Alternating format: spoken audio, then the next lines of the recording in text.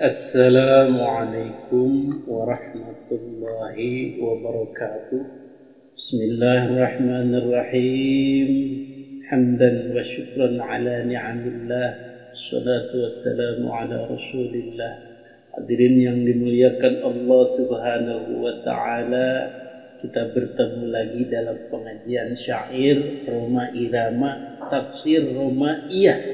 Bagaimana kita mengambil pelajaran, mengambil ilmu, mengambil hikmah dari syair-syair yang telah dibuatkan oleh Haji Roma Irama dalam perjuangan dakwah beliau.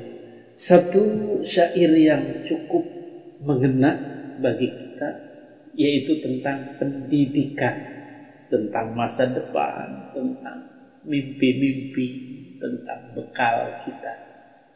Judulnya adalah masa depan atau al-mustaqbal atau future. Beliau lagunya seperti ini. Sedari kecil sehingga dewasa, keras berpikir memeras tenaga. Pagi hari sekolah karena harus belajar, malam hari di rumah masih harus belajar. Juga biaya banyak dikorbankan demi membangun hidup masa depan. Kalau yang dimaksudkan membangun masa depan cuma rumah dan sedan, oh sangat menyedihkan, karena semua pasti ditinggalkan. Masa depan sejati, akhirat yang hakiki, tak percuma tenaga, tak percuma biaya, bila hasilnya bahagia abadi. Capailah dengan yang Tuhan berikan, negeri akhirat, rumah masa depan. Namun jangan kau lupa nasibmu di dunia, walaupun sementara, tapi nikmati juga. Dunia hanya tempat persinggahan, ladang akhirat dan bukan tujuan. Mundu tuflati hatta sinir rusd, mangsa-mangsa bocah hatta sinir rusd, sehingga mala-mala sinir rusd, usia paham, usia dewasa. Jadi masa-masa kecil sehingga dewasa. Jadi kehidupan kita mulai dari kecil, kanak-kanak, sampai kemudian dewasa. Tafakkaru bijiddin, berfikir dia bijiddin dengan sungguh-sungguh, wa a'mala bijiddin, dan bekerja dengan sungguh-sungguh. Dari semenjak kecil sehingga besar, sehingga dewasa, sudah berpikir keras dan bekerja keras. Dhahaba ilal madrasah, pergi, lungo iya wong ilal madrasah, maring sekolahan madrasah. Liannahu, karena setuhune sinau, liannahu fardun alaihi ayyata'allam, karena sesungguhnya belajar itu adalah kewajiban alaihi, kepada dia orang, ingatasi wong, ayyata'allam, apa ing yata sinau atau kekinau iya wong. Sedari kecil sehingga dewasa, keras berpikir memeras tenaga. Pagi hari sekolah karena harus belajar, malam hari di rumah masih harus belajar. Wa fil lail yajibu lahu aidan ay yata'allama.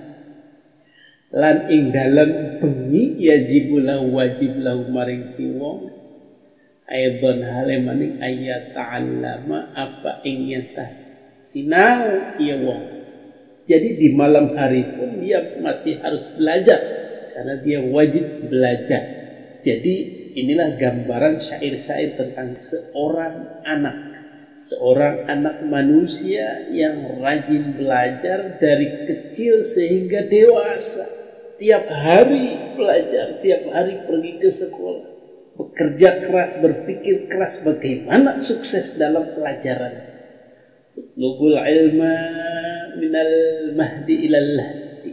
Jadi belajarlah dari buaya ibu sampai ke liang lahat, dari kecil hingga dewasa, bahkan hingga mati terus belajar. Ada lagi Rasulullah sallallahu alaihi wasallam mengatakan talabul ilmi fardhatun ala kulli muslimin wa muslim. Jadi belajar ilmu, mencari ilmu itu wajib bagi setiap orang, laki-laki dan perempuan, muslim dan muslim. Jadi inilah gambaran bagaimana seorang anak manusia, bagaimana orang tua memplanning anaknya untuk terus belajar. Dari kecil hingga dewasa, setiap hari pergi ke sekolah, belum malam harinya belajar mengerjakan PR, belum lagi mengikuti les, belum lagi latihan ini dan itu harus terus dilakukan. Wa katsirum min kulfatin akhrajaha, dan banyak mikul fatin dari tanggungan atau biaya akhrajaha yang mengeluarkan dia orang hak kepada kulfat. Jadi di samping dia belajar dengan rajin, di samping dia harus terus belajar, maka dia pun dan orang tuanya harus mengeluarkan sejumlah biaya. Ketekunan belajar, kerja keras, pikir keras, dan biaya itu dilakukan adalah li bunyanil hayati fil mustaqbal, demi membangun hidup masa depan. Itulah cita-cita dari para orang tua plus si anak tersebut. Untuk apa semua itu dilakukan? Semua itu dilakukan demi hidup yang lebih baik di masa depan. Untuk masa depan kamu belajar. Untuk masa depan kamu bekerja keras, berpikir keras. Ingat masa depanmu. Begitu kira-kira. Dan orang tua sanggup untuk mengeluarkan biaya itu berapapun biayanya. Perguruan tinggi mungkin harus menyediakan puluhan juta, bahkan ratusan juta. Pesantren-pesantren modern sekarang bahkan juga mahal, puluhan juta. SD, SMP, SMA mulai dari jutaan, belasan juta, puluhan juta dijabanin oleh orang tua demi untuk masa depan anak-anaknya. Jadi targetnya adalah masa depan. Masa depan anakku ini, masa depan kamu nak. Kamu bekerja keras, belajar keras pagi, siang, sore, malam harus belajar. Itu demi masa depan. Jadi sering kita bicara masa depan. Apa-apa untuk persiapan masa depan. Nanti untuk kedepannya, untuk masa depan. Ternyata disinilah kita disadarkan oleh Haji Roma Irama tentang kata masa depan itu. Jangan sampai kita terkecoh atau tertipu dengan kata-kata masa depan itu. Kita lanjut ke bait selanjutnya. Fa in yaqsid bunyanal mustaqbal, maka lamun ngemaksud ya wong bunyanal mustaqbal ing bangun masa depan. Bunyanal qusur bunyanal qusur ing membangun gedung-gedung, wal marokib lan kendaraan-kendaraan, fahuwa hazinun, maka dia orang si man itu hazinun, menyedihkan. Jadi kalau orang itu memaksudkan membangun masa depan itu adalah dengan menerjemahkan, mengartikan membangun gedung-gedung, membangun rumah yang megah, mempunyai kendaraan-kendaraan, itulah yang disebut membangun masa depan, maka itu menyedihkan, terdengar memprihatinkan, menyedihkan. Karena apa? Li'annaha kullaha mahjuratun qat'an. Karena sesungguhnya tadi itu qusur, bangunan-bangunan, gedung-gedung, wal marokib, dunia itu kullaha, semuanya, mahjuratun, ikut dan tinggal. Itu bahkan ditinggal qat'an, kelawan pasti. Jadi tadi itu ketika dia mengoleksi, memiliki, menghasilkan rumah, menghasilkan, memiliki kendaraan, memiliki perhiasan-perhiasan sebagai tujuan daripada kesuksesan dia, hidup dia, maka ketika dia mati semuanya bakal ditinggal. Betul? Rumah yang megah ketika dia mati, apakah dia akan tinggal di dalam rumah itu lagi? Tentu tidak, dia akan tinggal di kuburan. Rumahnya gimana? Ditinggal. HP yang harganya jutaan, 6 juta, 7 juta, bahkan 10 juta. Ketika dia mati, apakah HP-nya dibawa? Nggak bakal dibawa. Bahkan pakaian pun yang melekat di badan, celana panjang, bahkan topi, kira-kira dibawa nggak? Nggak bakal dibawa. Masa jenazah pakai topi? Semuanya bakal ditinggalkan. Maka ketika ada orang yang mati-matian berjuang mengumpulkan harta, membangun gedung, memiliki kendaraan sebagai tujuan utama dalam dia menggapai masa depan, maka itu menyedihkan. Kita kasihan melihat, betul?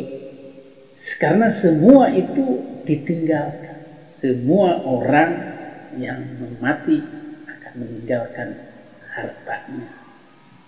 Cuman dulu pernah ada cerita orang Cina itu biasanya kalau ada yang meninggal, dia akan dibawakan atau dikubur bersamanya barang-barang yang dia cintai, katanya begitu.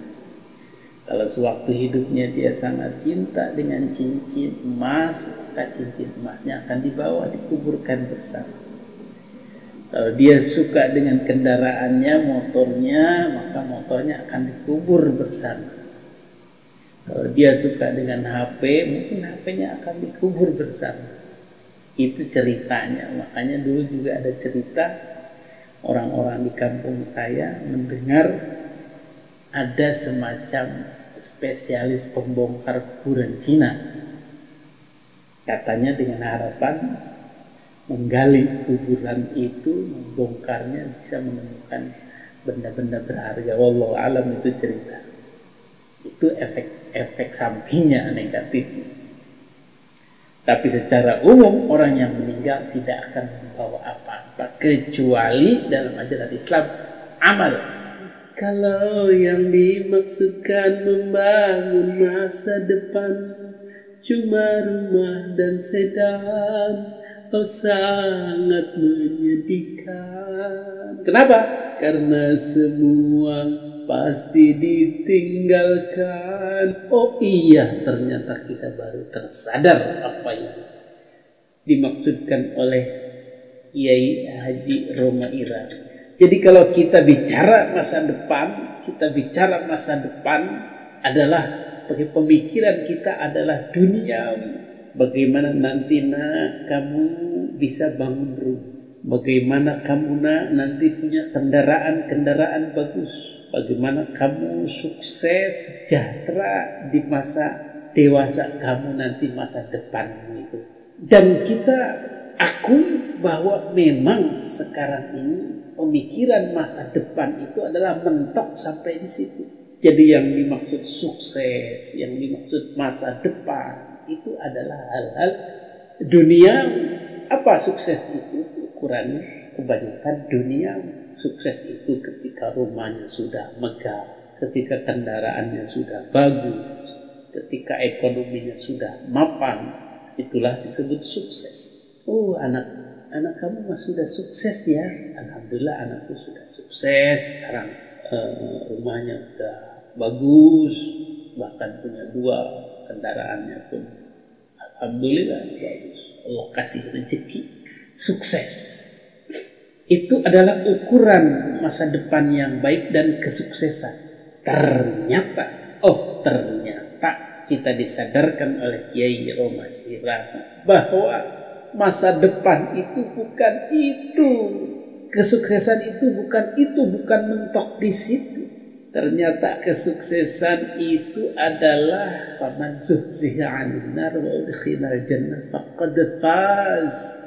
Jadi orang yang terselamatkan dari siksa api neraka, kemudian dia masuk kategori surgawi, orang masuk surga, itulah disebut orang yang sukses. Jadi ternyata ukuran kesuksesan dunia adalah rumah, kendaraan, ekonomi yang mapan. Tetapi ketika kita mengukurnya dengan kesuksesan versi akhirat, ternyata bukan di situ tempatnya. Apa sukses itu? Sukses itu ketika kita tidak jadi ahlun nar atau ahli neraka, tetapi beralih menjadi ahli surga. Bagaimana kriteria di dunianya? Kita berubah atau berhasil menjadi orang yang baik, menjadi orang yang bermanfaat buat sekeliling, menjadi bermanfaat buat agama, buat bangsa dan negara. Jadi akhlak kita baik, manfaat kita ada, kontribusi kita ada untuk masyarakat, itulah disebut sukses. Tanpa melihat hartanya, tanpa melihat kekayaannya. Jadi walaupun orangnya biasa-biasa saja, pas-pasan secara ekonomi, tapi dia punya kontribusi yang bagus terhadap bangsa, agama, negara, masyarakat, itulah disebut orang sukses. Dia calon ahli surga. Tetapi ketika dia berakhlak neraka, berakhlak ahli neraka, artinya menjadi masalah bagi kehidupan manusia, menjadi masalah bagi masyarakat, masalah bagi bangsa, masalah bagi negara, maka itu bukan sukses namanya. Walaupun dia secara duniawi sudah mendapatkan semuanya.